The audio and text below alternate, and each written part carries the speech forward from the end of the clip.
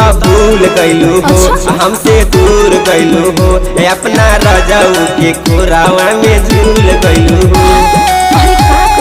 हमरा के छोड़ के विकास हो जाता तू तो भूल गइलू हो, हमसे दूर गइलू हो, अपना राजा जी के कोरावे में झूल गइलू हो। नैहर के दिहल ना फोरे कसर मिलल मौगा भातारे,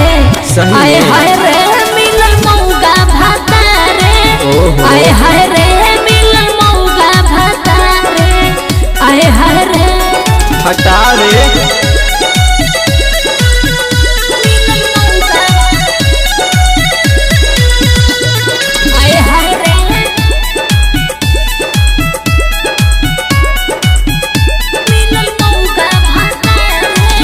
ऐसन मोहरत बाटे हमें का कही, पानी जैसन जवानी जाता बस तोर समस्या गुलवे ठीक करी लागल बा माने हमर सुना लड़ी काई से आइल बा दिल तोहरा उठ के लालाई पे नाको के हमारा ना नथिया उतारे मिलन मौगा भातारे, आए हाय रे मिलन मौगा भातारे, बेकार आए हाय रे मिलन मौगा भातारे, आए हाय रे एकदम पागल बना दे मिलन मौगा,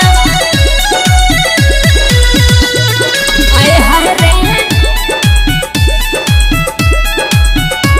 मिलन मौगा भातारे। लइके से रहन बिगड़ल बा तोहार हो,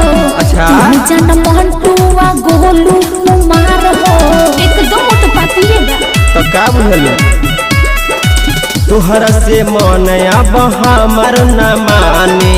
टुनटुन दिले से तोहरा बारे में जाने,